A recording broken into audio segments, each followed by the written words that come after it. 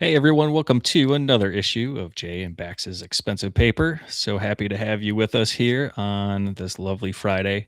Today we've got a special guest with us. We have Nate from Hollyat Comics. We'll be talking about his journey into comics, and we'll also be going over some of his collection too.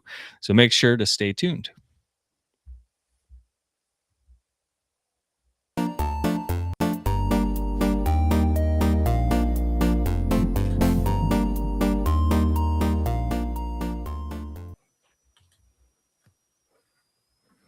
Nate, Hello. welcome Hi. to the show. Thank you. Thanks for having me here, guys. Yes. Yeah, thanks for coming. Absolutely. How is People it say, hey, going? can you And talk about comics? I usually say yes. Yes, I do. hey, and we appreciate it. How are you on this fine Friday evening? It's a Friday evening. I am fantastic. I It look is. forward to Friday evening like no other. Oh, It's the Indeed. most possible time before more work. right? It's what I always say. Yeah. Put the We're at kids on the peak. bus and I look at somebody, I'm like, this is it. Like, go live. Live as much as you can. Monday morning's coming. Yep. Yep. It's a great comment, and I was watching the Artemis splash. I was too. right before We this. So we were sorting Lego and watching the splashdown. yeah, And I was like, okay, they're down. I gotta go. yep, they're safe. We're I good. completely forgot about it. That was That's really awesome, actually. Like it It was really was, yeah. awesome. Yep. And the camera that they had on the capsule itself with the parachutes The coming out. I detach. was like, Yeah, that's cool. That's cool. yeah, yeah. It was awesome. Got to watch that with my daughter, which was pretty cool too. She's at like the perfect age for where it's like super awesome. So, Yeah. yep. Yeah, I love that. I love that my kid gets to see this stuff. Yeah. Yep. Let's see who else we have on chat. We have Longest Cosplays. Good afternoon. I know that Thank you for guy. That's joining. Alex. How you doing, That is buddy? Alex. Yeah, I think he was on Hello, your show a Alex. couple of weeks ago, right? Mm-hmm. Alex will play Marvel Rivals with me here in a little bit. Oh, Nice. fun. And then we've seen Adam from Up and Adam Comics. Someone else you may see in Marvel Rivals. What's up, Adam? And Doug, Doug. the comic collector coach. How's it going, coach? Good to see Good you. evening. And I'm Nothing sure but there'll good be folks in the chat tonight. Yeah. I'm Thanks for sure there'll joining be us, guys. others jumping in along the way, and we'll do our best to showcase them. And if we don't say hi right away, we don't want to interrupt our guests. But yeah, without further ado, Nate, who are you? Who am I? I'm me. I'm Nate. I'm from Hollyat Comics. I've sort of collected comics heavy for a long question. time. It's a very heavy question. It's Friday. I thought you have a couple of whiskeys on you already. No, I thought about bringing one up, but I was like, you know what? I'm gonna attack this with a sober mind and like, I just wanted to. It's smaller. You know what I mean? Like this is just three guys having a conversation Yeah. versus six guys shit posting and playing video games together. So For sure. but yeah, man, I'm kind of like a deep nerd. So I mean, if you name the branch of the nerd tree, I'm probably into it. Okay. Board gaming, video gaming, action figures, and yeah, comic books. I'm a collector. That's for sure. What about any trading cards? Of course, I have several, a lot of Star Trek ones and some DC ones, like from the 90s and things. I didn't really get into putting those together.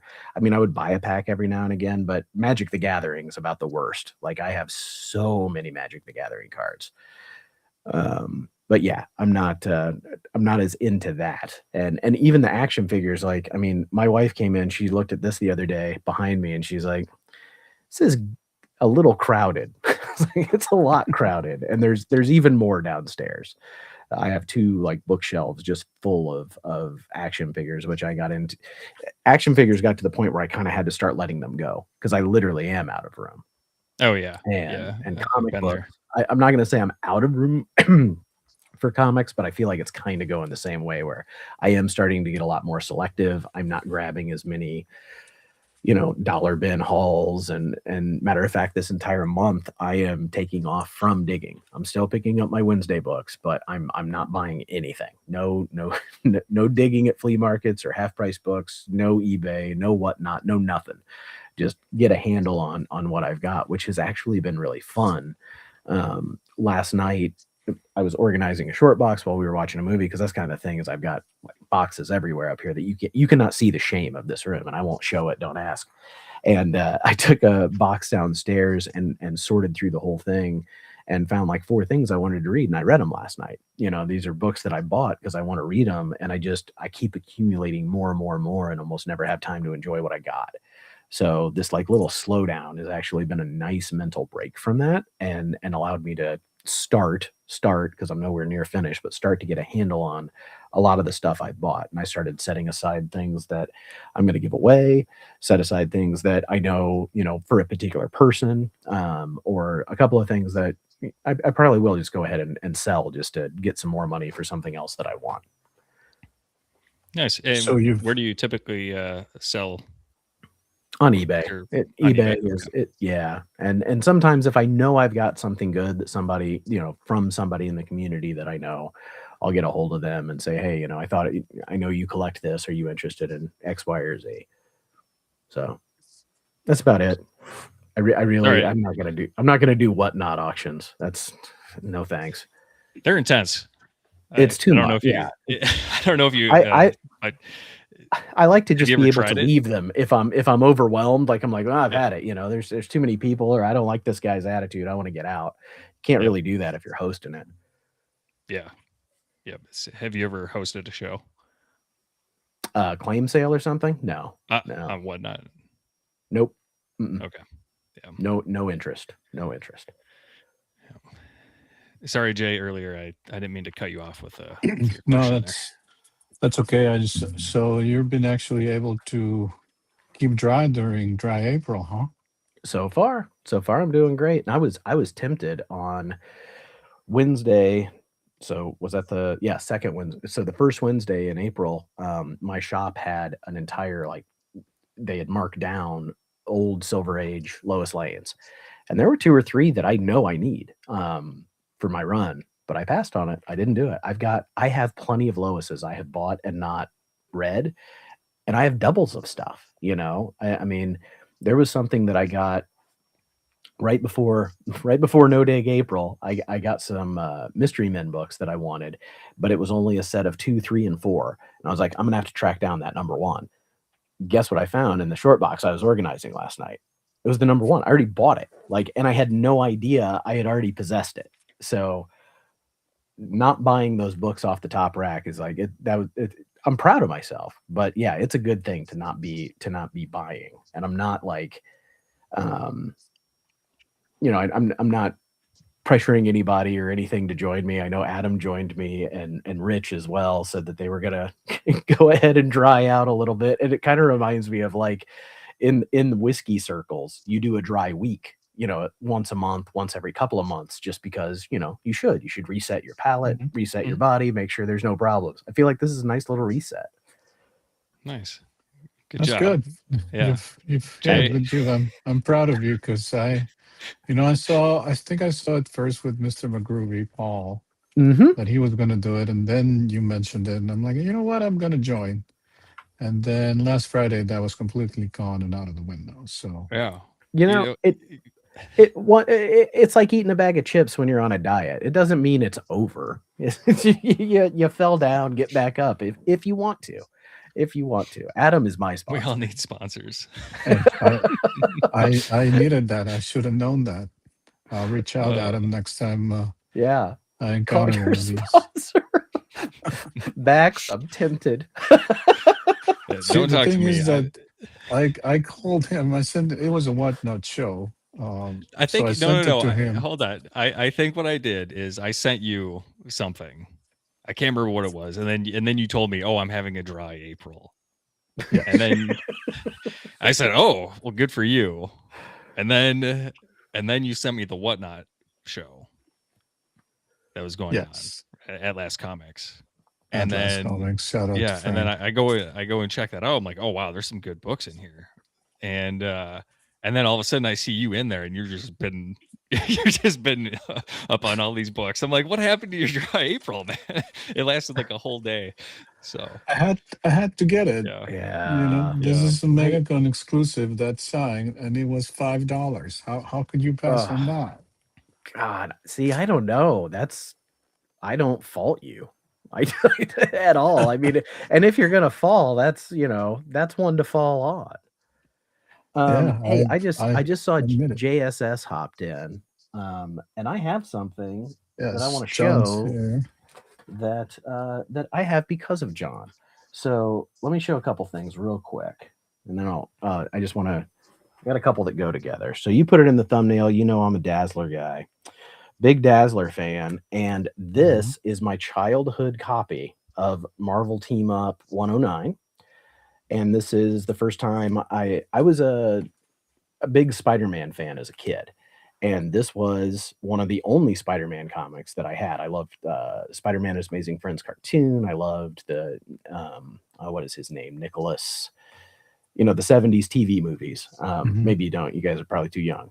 But Oh, anyway, I loved Spider-Man. And this book was one of the only Spider-Man I had, and it had Dazzler and this guy Paladin, who I still don't know a lot about. And I always thought Dazzler was such a weird character. And then this doesn't have anything to do with JSS, but this has to do with that book. I promise that I'll connect it to JSS in a minute. This is Marvel Tales number 232, and this is a reprint of the same story with a Todd McFarlane Dazzler Mhm. and Spider-Man cover, which, you know, can't pass that up. How No. many Dazzlers has Todd McFarlane drawn? Not many. true to my knowledge. Right. There is the other one, which I don't have, but it's on my hunt list. So then at Heroes Con, John kindly got me this cover, this great Jenny Frizen cover, signed by Jenny Frizen Oh yeah, for that's a Dazzler great one. number 4. And this is one of my prize books. And I dug this one out because I wanted to show it. So John, thank you so much. How John cool is is that? an outstanding guy. He also got me an exclusive Harley Quinn at Heroes last year, and I That's not am you were at forever Heroes last grateful. year? Oh, No, were I you at wasn't. Heroes last? He Oh, got okay, it. okay, He got it okay. for me at Heroes. No, no, no, Like, I hope I didn't miss you. no. Yeah, that's But not the I only haven't thing made he it. got me. I mean, he gave me a lot of really cool stuff. Yeah, That one his was amazing too, though. John's an outstanding member of the community. But Shout out to John. shout out to John all day long, brother. All There's a right, lot of good but folks in here. so yeah, lots of good people. Let's take a step back though. How did you Okay, start it into your comic journey and collecting? I come to collecting, like, honestly, through my genetic line. My dad is he's a flipper. He buys not comics, anything. My dad will buy anything and sell it if he can make a buck on it. And he's been like that my whole life. And because of that, we have always like accumulated stuff. And I didn't like go his bend is more, like I said, like he can make a buck on something, whereas I started getting into the things that he bought that I thought were like really cool. A lot of mid-century modern stuff. I have a ton of mid-century modern, like atomic lamps and weird kitschy artwork and stuff. So as a kid growing up, I started like gravitating towards the things that they got that I liked. But there really was never a time that I didn't have comic books around. Going to yard sales, going to flea markets, um, and just different things that my dad would do. I always came across them, and it was back at that point. It was even older books. You could get older books pretty cheap, a couple of bucks here and there at a place, and it kept you occupied when you were a kid in the days before the internet in the 80s. So, and I grew up out in the country, so there wasn't a lot. I couldn't go into a town and play with a lot of kids. I had neighbors, but we didn't have. We just lived in the woods. So reading was again, like reading and TV is kind of what you had as a kid. And I just love comics. I loved Superman. I loved Batman. I loved Spider-Man. And I would get books that had those characters in it. And when you would have crossovers, that then there'd be another character that like I thought was cool and I'd want to know more about. And probably when I was about 13 is when I learned that there was such a thing as a comic book store and little comic book conventions. And my dad, being the awesome dad that he is, would drive me around to those places. And I mean, I remember, I don't know, if where you guys are, we always had this quarterly con, just a little, regional convention, same guys pretty much every time. And we still kind of have it now on a smaller scale, hosted by the Knights of Columbus. But now that old one, I just remember being a kid and going in with $20 or $30, whatever I had, and getting to dig for, quarter books, 50-cent books. I was getting them to read. I was getting them to collect. And I mean, even though it's ebbed and flowed, there's never a time in my life I haven't had my books with me. I did sell a lot of them when I left the state initially and moved to New York City for a little while, but there was a good core of them that I put in my parents' house and was like, I'll be back for these at some point or another, and I have spent some of my time since then trying to get some of those books back because some of them ended up being pretty valuable and still are books that I like and are important to me. I don't want them just because they're worth money. I think we're all trying to buy our childhood back through all this colorful crap. That's what we're doing. We're just being an adult being an adult is hard. Like being able to go to the primary color land of things that gave us joy as a kid can still give us joy as an adult. And so that's, I don't see myself stopping. I see myself like right now with this dry April thing, I'm kind of like trying to consolidate some things in the collection, but it doesn't mean I'm going to stop collecting. I'm just going to like change tack a little for how I want to collect and what I want to keep. Because sometimes I don't know, man. There's only so much room in my house that I'm able to take over without getting the side eye from my wife.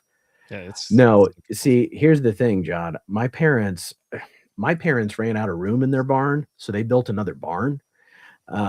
And and then they built another barn, and that is not an exaggeration. On their property are 3 giant storage things. They do not throw things away. I love that how that's like the solution, right? Yeah. Like don't get rid of the stuff, just make more space. And before the first new barn, my dad got a bunch of semi trailers like that. Somebody was just, they were trashed or something. He's like, park them on my property. And he put a bunch of stuff in there that he just wanted to, he couldn't get rid of for whatever reason. He just, he cannot throw anything away. It's money. It's not, I promise it's not like dirty animal hoarding or anything like that. There really is an organization to it.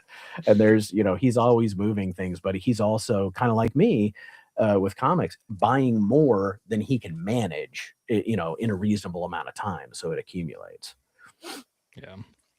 What's the number one book on your list that you're trying to get back or would love to get back someday? Number one is Turtles one. I mean, that's, I don't want to talk. Okay. I'm sorry. It's fine. No, it's fine. Like I was a big black and white indie guy, and like those were worth money, and I needed money, and I had a bunch of Silver Age Spider-Man, and I don't even regret the Silver Age Spider-Mans that I got rid of, like I do the Turtles. The Turtles were like, to me, the Turtles were one of my first hipster things. Like I was into the comic before the cartoon, right? Like I knew about it before it was cool. And so when I bought the books, they were expensive for the time, but they weren't stupid. And when I sold them, I got what I thought at the time was stupid money. It's nowhere near what they're worth now. I mean, it's, they're worth 4 times what I sold them for. And I think I kept some of them, but I sold the early ones because they were worth the most. And so I think I sold 1 through 5. And I don't have it available. It's over here in a box, but I remember when I sold it, one of the things that the guy wouldn't take was a second print of, is it number 4? The one where the one that they used is the NES cartridge. It was a painted Oh, that's like the cover. wraparound cover? Is it that one? Yes, The white and but it was green one? Yeah. but it was a second print. And Okay, the guy was yep. like, "Oh, I don't want second prints. I just want first prints." I was like, "All right, well, I'll keep it." Well, that book still has a lot of value. Like that book went through the Yeah. roof, has a lot of value, and I'm glad he didn't take it because I like that one. But yeah, that is without a doubt my biggest collecting regret. But I keep telling myself too, like when I did sell it, I needed the money more than I needed the books, and it's not like I got ripped off. I got what the books were worth. It's just Right. when you look at today's values, like how much they spiked post COVID and really have still stayed up. Mhm. It hurts to think that you know you could be sitting on that. Um, yeah, that's the number one. But again, like I have it. I have the reprints. I have collected editions. Um, I don't need it that I'm gonna pay that money for it. You know what I mean? Yeah. Like Yep. I love it, but yeah, it would have to be the total right situation where Right. I'm not breaking the bank. Makes sense. Yeah. Good luck I with will, that. but I did bring some 80s indies that are really cool if you want to see them real quick. Yeah. They're Let's see not 'em, turtles though, but they're other ones. That's It's all right. That's All fine. right. Oh, I'll tell them about Grixley. All right, Flaming Carrot. This is my number 1 Oh, yeah. from Aardvark Vanheim. And it went through it went Aardvark Vanheim to Renegade to Dark Horse, got canceled or stopped, and then came back through Image for a little bit. So if you don't know the Carrot, black and white, very surreal in the vein of the Tick, but its own thing. This issue is one of my favorites. Down here, they're talking about how this guy, Uncle Billy, this is his mail order bride. And like on the first page is like this guy yelling. He says, "Flaming Carrot, come quick. Uncle Billy ordered a mail order bride, and she's a jungle woman." And so Flaming Carrot is the only one who can like calm her down and not speak her language, but make a connection with her. It's so bizarre. In another issue, the villain talks so much that his speech bubble gets overladen and it gets so heavy that it falls on him, and the little arrow like pierces his heart and kills him. Like he gets killed by his own words within a comic. So they're not afraid to be super surreal. Bob Burden, writer, artist, all of it. This is, I think, one of the only times Todd McFarlane has ever drawn the Turtles. This is Flaming Carrot number 27. Mhm. Yeah, I think so. This is, I mean, I hunted this one for a while. Yeah. And I now have 2 copies, which I think is super cool. But this is a book, like if I ever see this for a good price, this is the one that like I could see just keep picking up. You know what I mean? Yeah. They're not Yeah, making more of them. That's the only one I knew about Flaming Carrot. Yeah, It's that's the one McFarlane most drew 'em, people and know. it's the and Turtles. It's one of the last ones I picked up. And this is another one like for my hipster indie cred, because I was into this before it was anything. Every iteration of it has been great.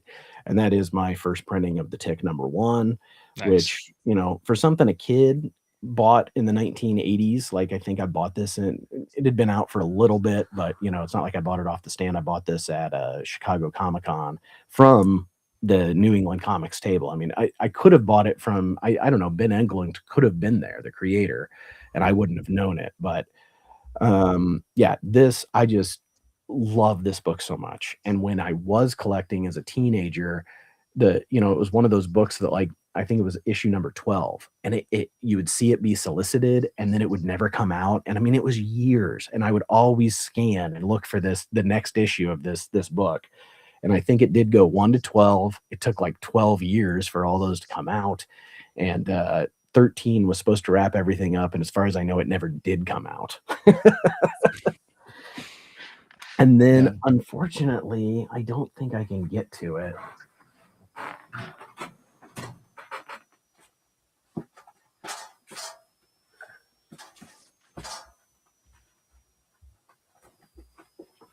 I take it back. I can, at John's request.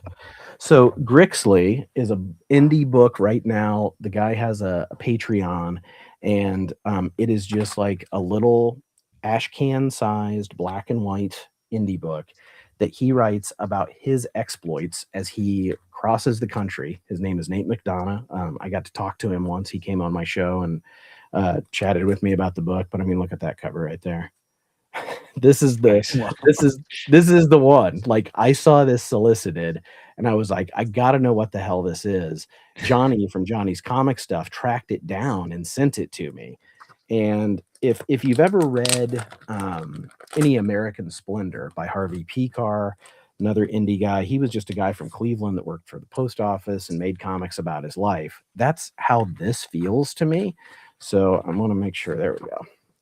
So a lot of little panels, and it's just him crisscrossing the country digging for comics because he sells comics online and then he makes comics. And for 24 bucks, I think that's what it is. He is the only Patreon that I like support, and you know what I mean, like that I've actually subscribed to. But every couple of months he'll send you a couple of books. And for 24 bucks, I mean, for something that this and that, like, he hand packages and sends to you. I got like original art on the envelope. Just a super nice guy, a super cool, funny book, and you can find it on Patreon. Crazy covers, like it just has indie cred. Like I love it. I freaking love it. And you know, this is how he draws himself. He actually draws himself in this way that, in my opinion, he doesn't look. He is a totally normal, good looking dude. Also super nice. And so I love this Grixley stuff that I've been getting. There's a book I got a few weeks ago called Electric Chair that was an underground indie looking book, a new one. And I read it and it was wild and it was good. And I sent him a text. I was like, dude, this Electric Chair book I think is right up your alley. It's like, oh, I know that guy. It's like, of course you do. You know, of course you do. You guys are like right in that same vein. So yeah. What's his name? I'm sorry. His name is Nate McDonough, and the book is called Grixley. I know he's Grixley Cola on Instagram. Okay, we'll have to check him out, Jay. But yeah, give him a follow. Totally worth checking out. Highly recommend. He does everything, the art and writing and everything. Yeah, it's very comic strippy, very slice of life. It's great stuff. Yeah, we'll have to check him out.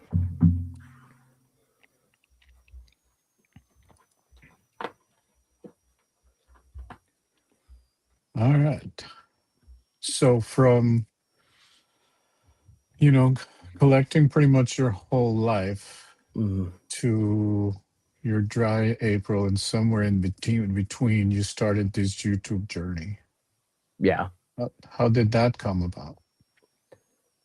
Boredom. I was bored. I am an elementary school teacher, and over the last decade, I feel like education has become very narrow. The things that I used to do that were fun and in my opinion gave me like a creative outlet just kind of started to go away. I just felt like it was more like do this way. And yeah, I needed to do something. And before I was a teacher, I did do film production, a lot of film production, film and commercial work. And then I went back to school, became a teacher. And so it's always something I've liked. I found some editing software. I have a beast of a computer that I built. I was like, I'm going to check all this stuff out. And my friend Eric J and we wanted to do Star Trek reviews. That was like our passion. Still love Star Trek, and would still love to do it. And I tried to film the two of us and like figure out a way to, it got away from me. I was like, man, I don't have the technical chops that I need. So I made some YouTube videos for comic books, just kind of on a whim to relearn editing software and get into the workflow of making a video. And then it ended up like working pretty well for me. So I stuck with, and it's fun. It is a passion of mine. And yeah, so that's really why I started the YouTube channel, was to have a creative outlet. I like the editing part of it. I love live streams, which I do a lot. But I really do like to think of an idea, make a video, tell some kind of story, get a joke in here or there, and and just play with that kind of. And I don't know. I like that aspect of it. The what do I want to say? Post production part of making a video, I think is fun.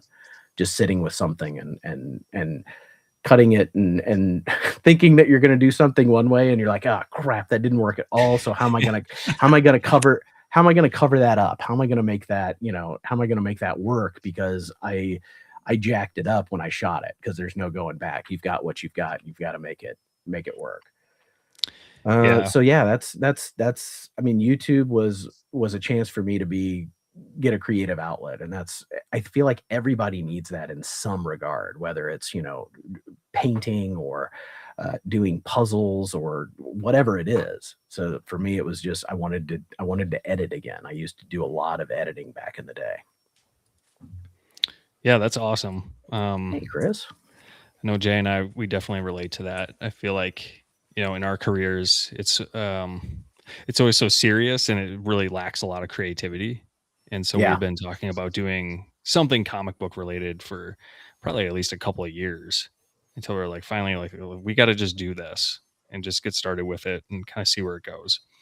Um, I maybe- I watch, I've been a big like YouTube watcher for years. Like I watch all kinds. I mean, I love cooking stuff and history oh stuff. yeah, And yeah, I mean, my YouTube algorithm has no idea who the hell that's I me am. Like too. It's Same. it doesn't know what to put in front of me, because I'm so eclectic in what I watch and subscribe to. But I loved comic tropes, and then during the pandemic, Lunch Money like blew up, and through him, it was Brandon from Mon Comics and Ricky from All Sorts of Words. And Ricky made a video that was literally telling people to just make a video, and it was that video that I watched that I was like, okay, I'm gonna do something, just because I was like, the pandemic really made me go stir crazy, and I was bored, and Mhm. and it was hard, the internet, this whole little circle, let you communicate with people, Yeah. when there was a Mhm. time when you weren't like going out and communicating with people that much. So it kind of scratched that itch too. I think it was kind of like a lot of things overlapping at the right time. And it's fun. It is fun. It is fun to like pick up a comic book and talk about how freaking ridiculous it is. Yeah. Yep, it is. When we first started this channel, we were just doing pre-recorded Mhm. videos, and I never dreamed about us ever going live like this. Yeah, Um, me too. my biggest struggle was like with the editing. I was like, oh my gosh, this is another like full-time job. It felt like for It's me, and it's insane. yeah, I I worked on I have been working on a video for 2 weeks off and on when I can. And I think and not that it's gonna reflect it, not like it's great. I'm just saying, like, pure time, because of the way mhm, things work. I think for about an hour of work, sometimes I get about a minute and a half of finished footage, yep, because it Mhm. takes so long to do those little mhm, tweaks and make, if you're bringing in pictures or if you're bringing in a sound effect. I know other people can do it quicker, but I'm a hobbyist and an amateur, yeah, So it yep, takes you put all this time in, and you realize that, oh my gosh, I only got this much out of it, and I could see that being very frustrating for people.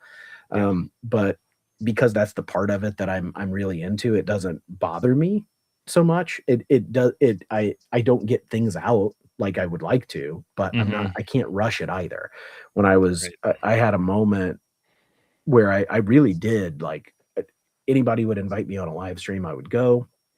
I was trying to crank out at least 1 video every week. I was hosting 2 live streams a week, and it was too much. So, like, just going slow and getting it done when I can is pretty, liberating.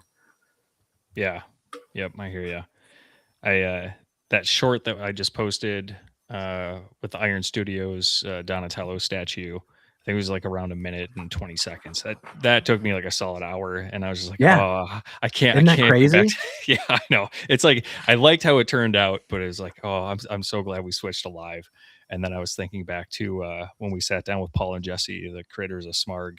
Um, that interview, I think the final edit was around an hour, I think, but I swear that took me like 40 hours to Mhm. get that thing down. Mhm. Is Yeah. and that was like the last big one that we did before we switched. So Yeah. it's crazy. Yeah. Yeah, we're still recording stuff, that we don't always go live. Um, but we've tried to done away with the editing just because it's such time consuming. I remember, when Brandon when the tragedy struck, Mm-hmm. um, he asked a few of us to create a video. Mr. A asked, for help so that we could keep the channel alive and that kind of thing. Mm-hmm. And that was the first time I dabbled in editing, and I just had the day off, and I'm like, yeah, I'll do it. I remember I recorded like 30 minutes of footage, ended up using about 13 minutes, and it took me like 5 hours because I had Yeah. no idea what I was doing. And I Yeah. had to, YouTube, I Google. think you have to like it. I think you have to like that part of it to do that part of it. And I like both. I love live streams are so easy. Like Yeah. it's so easy. I could have grabbed any random short box and we could have talked about books, but like just sitting and talking with nerds can talk about nerd stuff. Like that's not a problem. So, I love this part of it. I love just the little conversations that we get to have. But then I also love that other part of it. And some people just like one or the other, and I get that for some people though, I don't think live streams would be easier. I think they'd be too nerve wracking. Like you said, Bax, I would do hangouts, but I would record them just in Yeah. case something Yeah. terrible happened. Like I didn't trust myself to go live. Yep. And And that, yeah, you feel like I'm not good enough, but yeah, and we ran in God, that all the time. It's just like Yeah. I can be a perfectionist, right? And mm-hmm. it's like I remember doing so many takes with Jay. I'm like, I think I can say that better. Let's do it again. So, Well, There's, like Eric from SideQuest, when we do live streams and stuff, he's like, I always check it out the next day and see, this, that, just think about ways to do things different. I'm like, I never watch it. I don't want to know. I just, I just want to do. No, I never watch that. I can't do it. It's hard enough to do it in editing, but with editing, I can fix it. Like if I watch a live stream and I cringe at myself, I can't take that back. That's on the internet forever. I Yep. don't want to know. yeah. Hear ya. Yeah, and I did like it. I thought it was very interesting to do the editing and find out everything that I could do. I'm like, oh, really? I can do this, and I can add this, and I can go back and do all this. But it's just so time consuming. Like I honestly don't have time. With a full time job, Yeah. and of Yeah. And course parts of the hobby and wife and. there's a lot of people that I have talked to that, they say they'll say, I'm thinking about doing this or doing a channel or something. And I always just say, just do it. You are literally not going to know whether it's something that you want to do until you do it, because Mhm. you've got to see the amount of work that it is and the return on investment that you get or don't get. Like it's just, that is just the nature of what it is. You have to be happy with creating something, telling a story, putting it out there, and that being enough, because you may not get a lot of eyeballs on it. Or like some of the ones that I've done the most editing on, and that I like, literally one of my most favorite videos I've done is one of my worst performing. And I'm okay with that. I really am, because I really did enjoy the time that I like the things that I put together. I don't know, the algorithm didn't pick it up or people just didn't like it. It doesn't matter. I still like it. I still like me. My mom said it was funny. That's all that matters. And that is That's- all that matters. Gotta keep mom happy so she doesn't throw away all those books or have to build another barn. That's right. Hey, That's right. she protected them for a good 5 years. She did her job. She did a good job. Nice. Yeah, So, what that's- other hobbies do you have besides YouTube and comic Yeah. book collecting? I mean, I do You like to love to game? play board and card games. Yeah. I have a very decent collection of board and card games. I'm a Trekkie, so I'm always watching a Star Trek. It doesn't matter, sometimes I just pick something, and sometimes I decide I'm going to watch, it's time to watch Voyager all the way through. And so while I'm doing things around the house, that's what I'll turn on. My son is now 11, and it's just a really good age. And so anything I can do with him, he's really into Lego. We like to go ride bikes and visit local parks and go, we do like to be outside. We're those kind of nerds too. We're Yeah. we're nature folk. Um, what else? Yeah, I mean, video games. Video games are like comic books, man. There's never been a time in my life that I have not had them. Always Yep. been a gamer. And I've always had people that I play with, like the guys that I used to, some of the guys that I used to sit on a couch with and play Mortal Kombat against them back in high school are still guys that I'm playing with over Xbox Live today. Nice. So yeah, That's awesome. I'd say that's my other hobby. My other big hobby besides comics is definitely gaming. If there's, I haven't bought a Switch 2 yet, but there's games I want that are exclusive to it. But we have almost every system all the time. My son got my hand-me-down gaming PC because I got a new one, and so he and I have been playing stuff together on that. And that's like a whole new gaming world for him. Nice. Having his own Steam account and stuff, which I think is groovy. Of course, I had to load him up for the spring sale that they just had. Gotta. You need this and you need this, and family share. Oh my gosh! Now I can actually share games with him, which I think is super cool. That wasn't around, or is a newer feature that I learned about. I never had a reason to know about it before, but as long as I'm not playing some games, he can have them. Oh, nice. I'm just learning about it right now in this conversation. So Yeah, super I cool. was 2 years old. That is a super cool way to share games with your kid and not have to pay for them again. Sweet. That's good to know. Yeah. What's your favorite Star Trek series? Next Generation. Next Generation's definitely like my favorite. I appreciate them all. I do think the 90s stuff is is the stuff that I watched when I was, forming opinions about things, and good sci-fi is morality tales and things. So Next Generation, Voyager, and Deep Space Nine are the three that I like the most. I really appreciate the original series, but they're harder to watch. It's an older style of storytelling. Sure. And then the new stuff's very hit or miss with me. I liked the first season of Discovery. I liked the first couple seasons of Strange New Worlds. And I do say TNG is my favorite Trek, but honestly, I think the cartoon Lower Decks is actually my favorite Trek. But that's because that's oh, it's so good. It's so, but you have to have a lot of Star Trek knowledge to really like to love that show, and they did such a good job. So yeah, I mean, there's not a lot of it I won't watch, but Nice. yeah, Discovery went off the rails for me. I haven't been able to get past season 3. I watched 1 and 2, and that was about it. Okay. You like Star Wars? Yeah. I do. Oh yeah, yeah. I mean, my son is definitely more a Star Wars kid than and I probably was too in my youth, for sure. Yep. I mean, but yeah, oh god, yeah, Star Wars. We have so much freaking Star Wars at this house. Nice. Star Wars games, toys, lightsabers. Oh, Frankie Gonzalez, the Defiant. I just did a DS9 rewatch, like it wasn't last year, I think it was the year before, and then Voyager I just finished up, and now I'm bopping through TNG again. But I mean, it's been, like I said, it's been over a year since DS9, and I kind of want to go back. Like it's comfort food. I love that stuff. Yeah. Yep.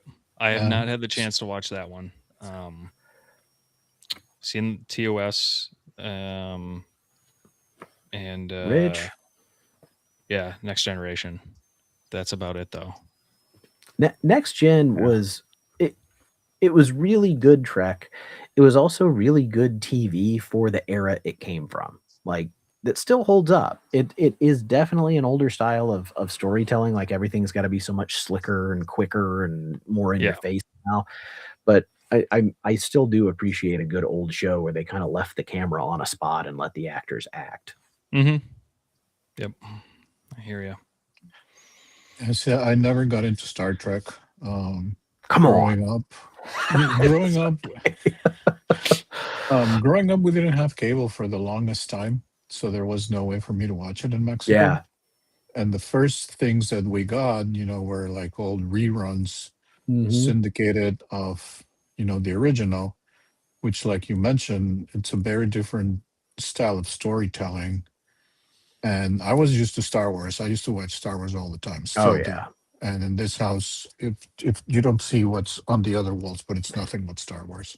Yeah. Um, so I could never get into it.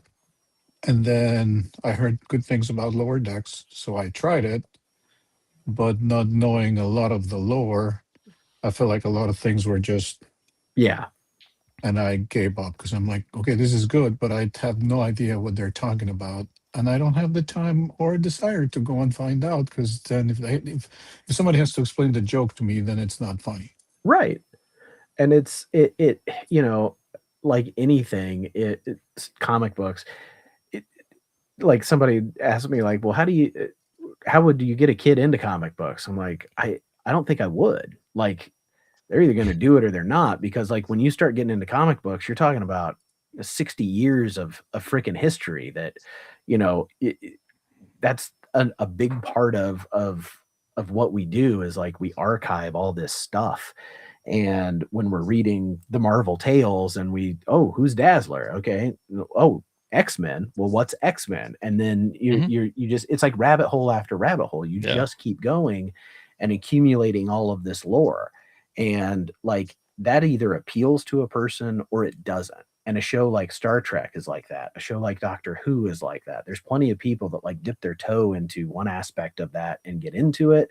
Or what you said, Jay, is completely like, legitimate. It's this is too much. It's not my thing. I don't have time. Yeah, I get it. Like time is the ultimate commodity. And Mhm. you gotta enjoy what you're spending your time doing. So I double dip a lot. Like I am organizing comics while I'm watching Star Trek. It's like that's what I do. And Yeah, I that's smart. organized mine while watching Star Wars. And great. That's great. And there's so much Star Wars now. Like that's Mhm. I am constantly like just so happy for my son that I'm like, you don't understand, man. When I was a kid, superhero movies, they were so few and far between. We had 3 Star Wars, It was like all these shows, Yeah. all this new stuff. Good and bad. You don't have to like it all, but there's definitely good stuff out there. But all this Marvel stuff, he is growing up in the best time to be like a nerd fan, even Mhm. though he's not the biggest comic book guy. Like he Mhm. still gets a lot of the backstories and gets interested in the connections between characters. And sometimes he'll ask me what's different. Like, well, is that what happened in the comics? Is a question I get a lot. and Yeah. and with Marvel stuff, a lot of the time I'm like, I don't know. Yeah, that's not where those aren't the books I picked up for the most part, outside of Spider-Man. But Yeah. what a time to be a kid, Yeah. right? I We're mean, I we're know. even yeah. an adult, So lucky. Oh, I we're know. eating well, us We're nerds right eating now, good. because But to your point, I love being able to see that, not just as me, but to see his POV of it as well, and just be like, man, you're gonna be so much more dirty than I was. Like it's the Bane from the Dark Knight. Like, I was molded by it. Sneaky dwarf. Like, my kid was born into it. I chose it, but Uh, Here, They walk adopted into the the turtle. world as a little nerd. Yeah, but we went, like you mentioned, from 83 till 99 without any new Star Wars content, yeah, except for, sure, comic books and some books, but, yeah, they were and not like, I always mean, readily available.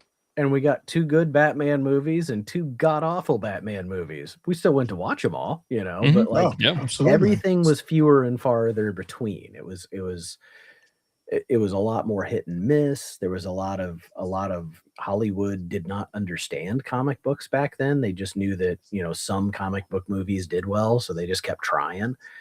Yeah. But now a lot of that I feel like comics are more viewed as a more legitimate, resource for making entertainment than they used to be. They used to be a Mhm. lot more niche and nerdy, But now it does crack me up that like everyone knows who Thanos is, and Thanos was not, he was not the end all Right. be all villain. Like, Iron Man was Yeah, kind Iron of Man. a C-lister, right? Yeah. Like, and the Iron Man movie like completely changed it.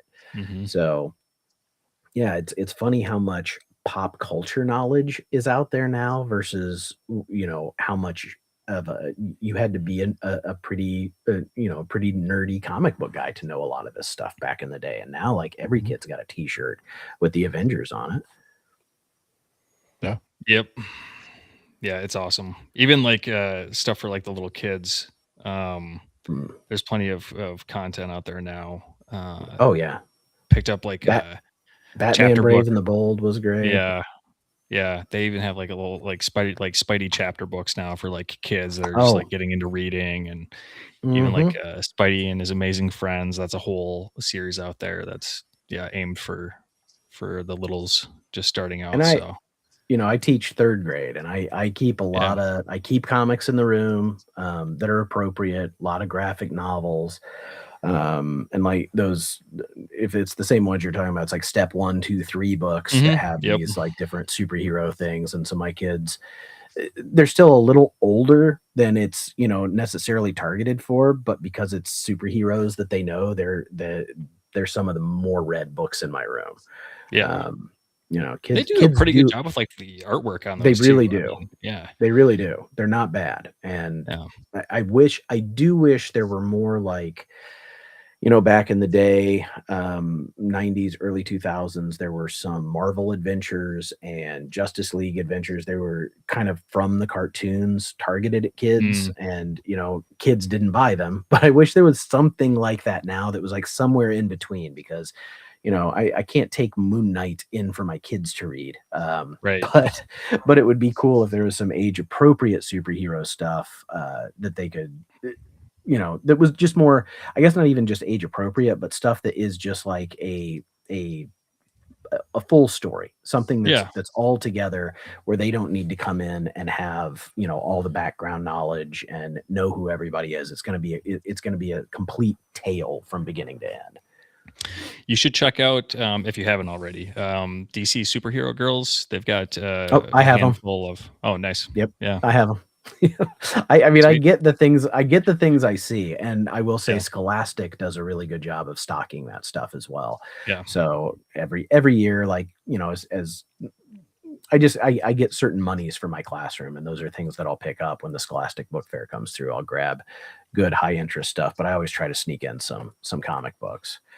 And Nice. oh yeah, Free Comic Book Day does There you great go. for all ages stuff. I Yep. mean, Yep. I have so many Free Comic Book Day books in the short box that I have a short box of comics in my room, and a lot of them are the Free Comic Book Day stuff because every year I feel like they put out 5 or 6 that are all ages, Hmm. or that are characters, that are appropriate for the kids to read. And I think that's super cool. And whenever I do Free Comic Book Day, I'm glad they're doing it again this year, even though Diamond folded. Um, there's so many families. Like at my shop, I see so many young kids picking up books. God, we need that because we're getting old. I'm getting old. I feel Yeah. like the it's expensive. The You gotta hobby is pass the torch. expensive, and yeah, we have to pass the torch. We gotta get the next group of people that are going to come up and collect these books and appreciate them and archive them, and we gotta do it in a way that they can afford too. Right. Some of the prices, can get out of hand on some of the books for honestly no good reason other than it, Hmm. it, it really is just kind of a FOMO situation, even though Hmm. there's plenty of those books out there. Mhm. Yep. I got Yep. one of those books. Let's see Yeah, it. let's see some more of the stuff you have. Because I All also right. know I'm not gonna call it weird. Weird's in the eye of the beholder, but I know you like peculiar comics. I got some of that too. Don't you worry. Don't you worry. I brought some weird stuff. Yeah, let's just show these for right now. All right. Got a few more Dazzlers I didn't get to show, and then I'll do some weird ones. This, one of my favorite Sienkiewicz covers, the Chiller, the homage to Michael Jackson's Thriller. Nice. This is one of the more pricey ones in the run.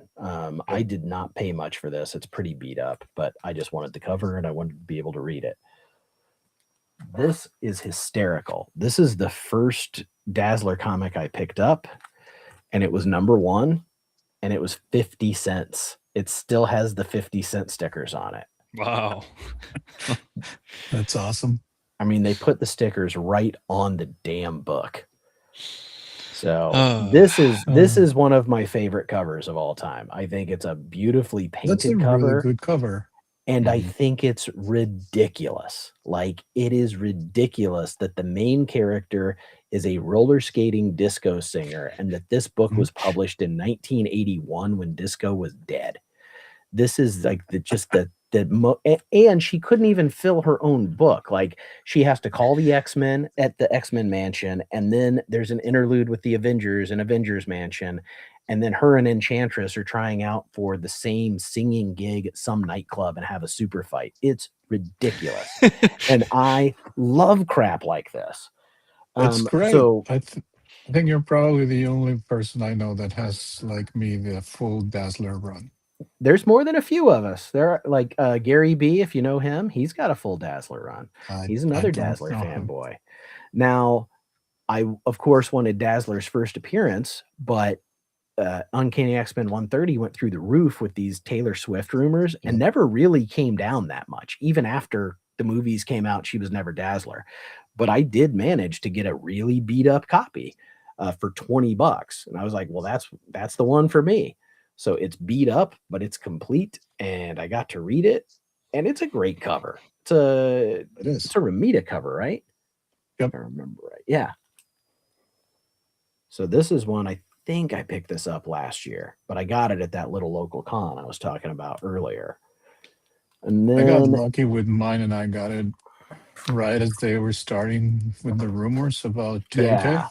So it still got, it was not cheap, but it wasn't what it is today and was back then. I got one more Dazzler cover to show, and this is one that Johnny got for me. Johnny is a member of the Alex Ross Mail Club, whatever it is, but it's one of the timeless variants, freaking signed by Alex Ross. Nice. That's awesome. Yeah, this is, I mean, come on. This is unreal. Yeah. Unreal. So now let's talk about something stupid. Alf. I will put this run together somehow. Like, this was a show I remember my mom hated. She was like, it's so stupid. But I was like, I was a little kid. I'm like, it's a puppet. It's great. So I have a real soft spot for how stupid this was. I watched the Saturday morning cartoon. There was a TV movie that I remember watching because the show got canceled. They didn't get to finish it. I think they came back with a TV movie or something. But, like back in that day, you either recorded it with a VCR with a timer or you didn't see it if you didn't see it live. So there's only the one issue with the seal that is hard to come by, but the rest of these you can find pretty cheap. And then the one I feel like that a lot of people blame Hagen and I for, and it's really his fault. It's not mine, but that's the Ferret. And this is the die cut #1. I did not, I think I don't remember how many issues it ran. I have enough of this. Thank you, everybody. I have enough. This, I just don't really, it's a funny concept to me, but this is one of those books that like, I don't have nostalgia for. I just like the stupidity of it. I love a good stupid cover like this. The 90s were so extreme, and like everything was a die cut or a foil or a gatefold or a combination of all. Malibu put out a book with the protectors that had the force hole beam in it, had a hole all the way through the comic. Mr. Aiken sent me one of those because, he knows I needed crap. I love stuff like this. And it's like good, bad movie. That is another one of my hobbies. Watching a terrible movie with people and just laughing about it.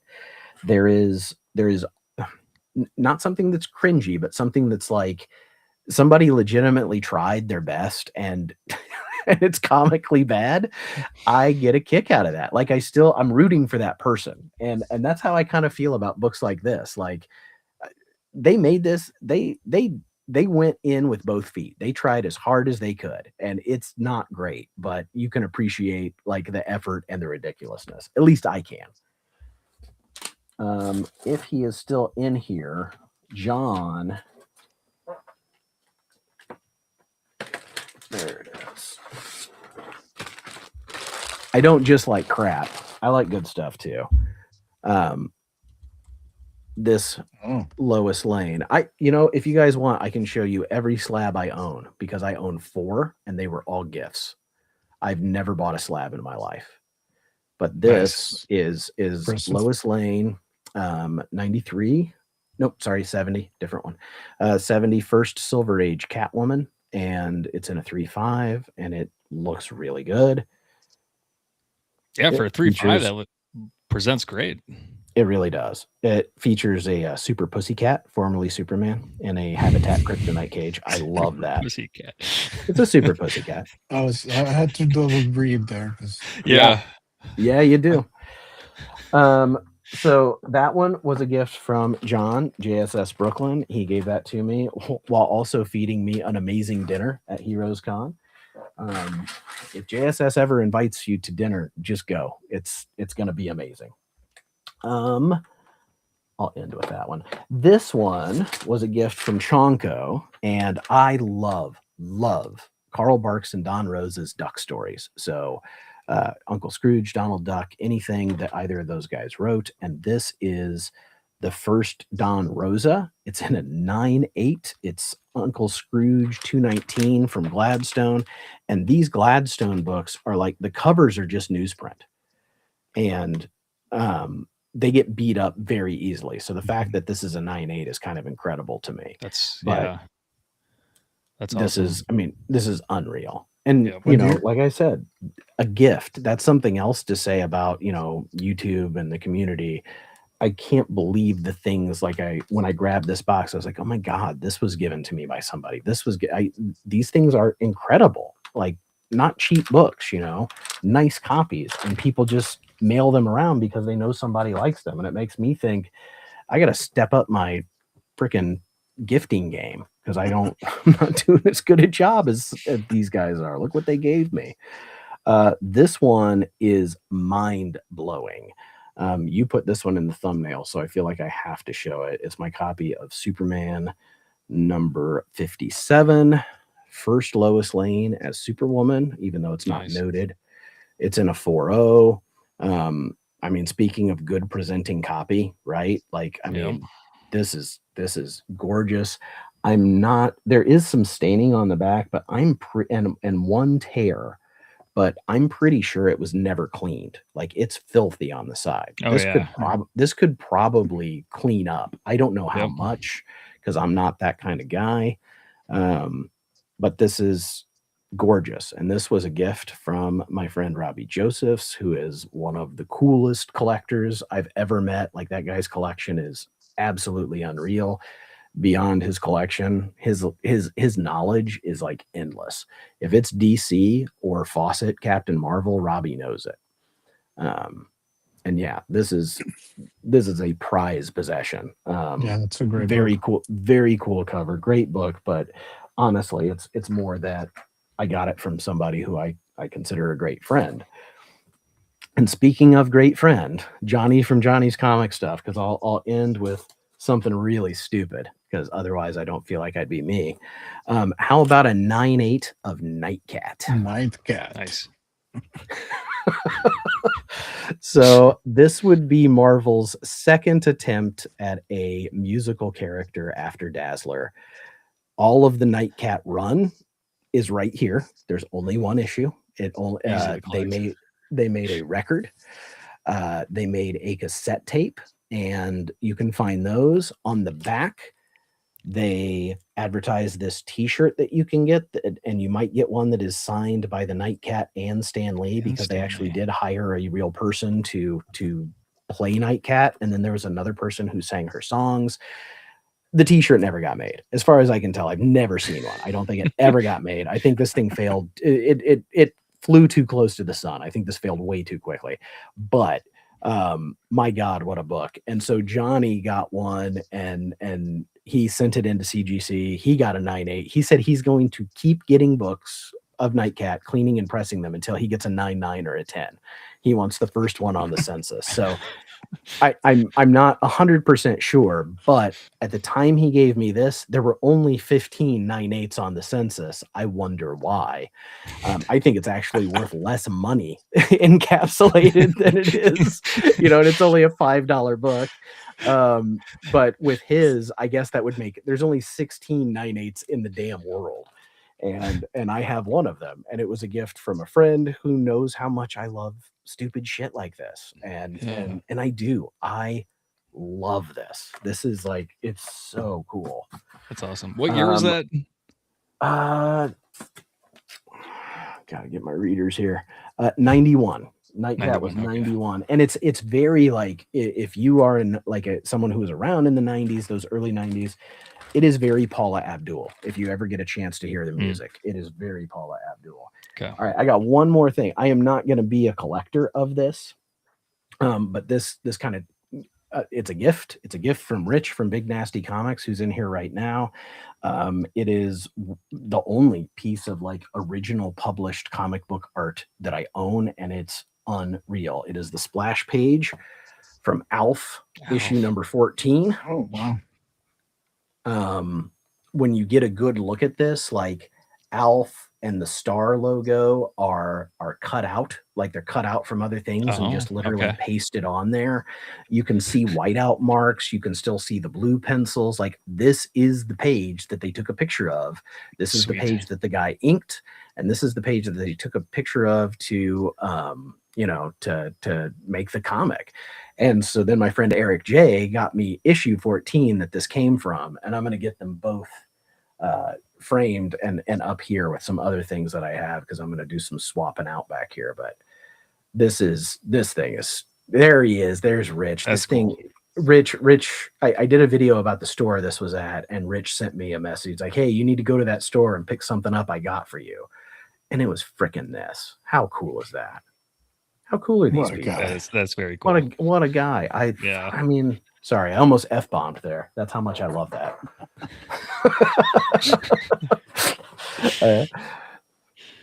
That's awesome. Of the alien life form. Alien life form. Yep.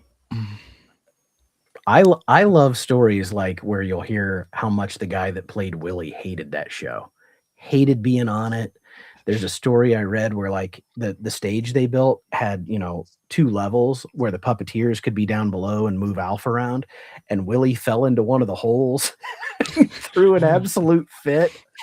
And it's a kid's sitcom. And I just love the idea that somebody's just, to him, it was work, right? Like when we go to work and we're like, I can't do this today. That's him. He's like, I fell in the damn puppet hole. This sucked. It's like, you're on TV.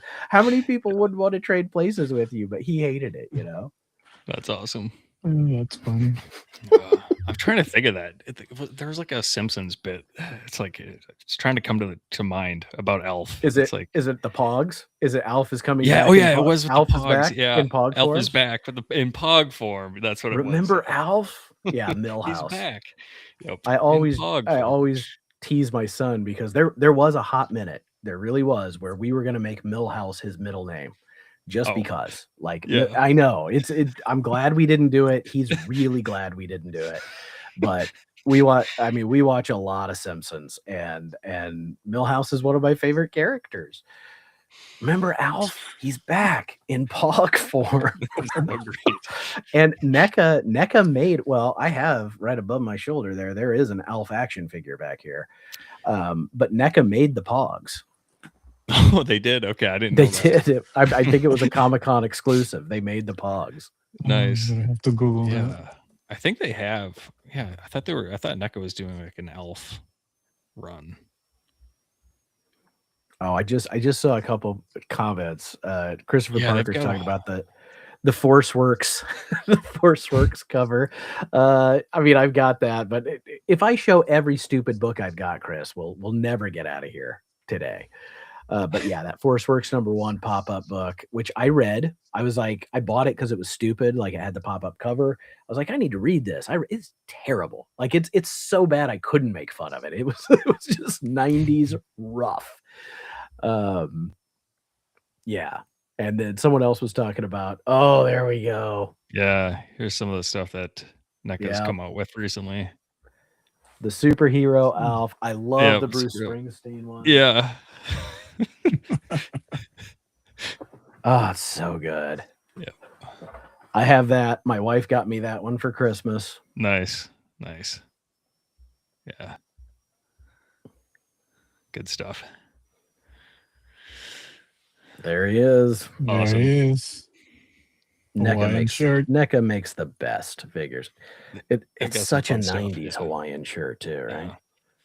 Yep. Oh, I wonder if I have that within arm's reach here. I've got Rocksteady and Bebop, like the vacation. That's kind of what that reminded me of. They're like wearing Hawaiian shirts and stuff. NECA's TMNT stuff is also just beyond reproach. It's so good. Things that you would like. Quite a bit of that. I would have never dreamed that they would ever come up with a product like that. It's like, who is it? Is it David Warner that they came out with? Like from TMNT2, the scientist guy? Yeah.